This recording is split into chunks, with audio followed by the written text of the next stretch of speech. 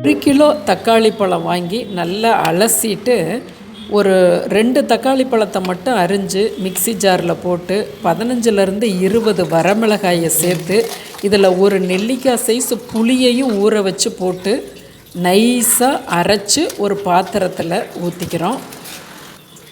இதே போல் மற்ற தக்காளிகளையும் துண்டுகளாக அரிஞ்சு நைஸாக அரைச்சி வச்சுக்கிறோம். இப்போ 100 எண்ணெய், ஒரு தக்காளிக்கு 100 மில்லி எண்ணெய் வேணும். கடலெண்ணெயோ நல்லெண்ணெயோ எடுத்துக்கலாம். ஒரு அடுத்த அடுப்பில் 1/2 டீஸ்பூன் கடுகு, 1/2 டீஸ்பூன் வெந்தயத்தை நல்லா மெரூன் ஷேடாக வறுத்து நுணுக்கி வச்சுக்கிறோம். இப்போ நான் சில்வர் பாத்திரம் தான் வச்சுருக்கேன். இண்டோலியமோ அலுமினியமோ வைக்க வேண்டாம் ஊறுகாய்க்கு. 100 எண்ணெயில் 1 டேபிள் ஸ்பூன் மட்டும் எண்ணெய் போட்டு பெருங்காயம் போட்டு வதக்குறோம். 100 மில்லி எண்ணெய் 1 கிலோ தக்காளிக்கு ரொம்ப சரியான அளவுகள். 2 கைப்பிடி பூண்டு பற்களை போட்டு வதக்கும்போது இது கெட்ட கொழுப்பை எடுத்துரும். ஏன்னா ஊறுகாய்க்கு நம்ம எண்ணெய் சேர்க்குறோம் இல்லையா, அதனால் தக்காளி ஊறுகாவுக்கு இது ரொம்ப ஃப்ரெண்டு போல் இந்த பூண்டு பற்கள். நல்லா அதை மெரூன் ஷேடுக்கும் கொஞ்சம் முந்தின ஸ்டேஜ் வதங்கி வந்தோடனே அரைச்ச விழுதுகளை ஊற்றுறோம். இப்போ ஒரு மூடி போட்டு மூடி வச்சிடறோம். நல்லா 40% முளைக்கி விட்டுட்டோம். இதை இந்த உளுத்தம்பருப்பெல்லாம் எடுத்துட்டு நைஸாக அரைச்சி வச்சுக்கலாம் இடிகல்லில். பாருங்கள், 3 நிமிஷம் கழித்து இப்படி ரசம் போல் இருக்குது. இப்போ 40% ஃப்ளேமில் நல்லா ஹையாகவே தூக்கி விடுங்க, அடியெல்லாம் பிடிக்காது. இப்போ பாருங்கள், 7 நிமிஷத்தில் இது போல் இருக்குது. ஏன்னா ஹை ஃப்ளேமில் இருக்குது. இப்போ எண்ணெயை அப்படியே முழு எண்ணெயும் ஊற்றிட்டோம்.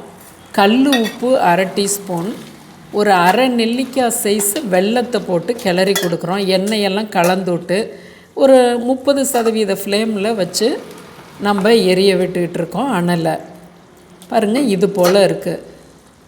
எனக்கு கொஞ்சம் வெல்லமும் பத்தலை, உப்பும் பத்தலை, நான் போட்டுக்கிறேன். உங்களுக்கு சப்போஸ் காரம் பத்தலைன்னா இந்த இடத்துல வரமிளகாய் பொடி போட்டு எல்லாமே நீங்கள் கரெக்ட் பண்ணிக்கலாம். இப்போ பாருங்கள், 12வது நிமிஷம் பார்க்குறோம். இந்த அளவுக்கு கெட்டிய துவையல் கன்சிஸ்டன்சியில் இப்போ இருக்குது. இனிமேல் நீங்கள் கொஞ்சம் சிம்மில் வச்சுக்கலாம்.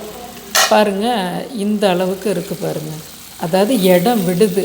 இந்த நேரத்தில் நம்ம சிம் பண்ணிடணும். தடம் விடுறது தான் நமக்கு பதம். இன்னும் ஒரு 3லேருந்து 3.5 நிமிஷத்தில் நமக்கு நல்ல கெட்டி துவையல் போல் வந்துடும். மொத்தமே 1 கிலோ தக்காளிக்கு 25 நிமிஷம் பிடிக்கும் ஊறுகாய் ரெடி ஆகிறதுக்கு.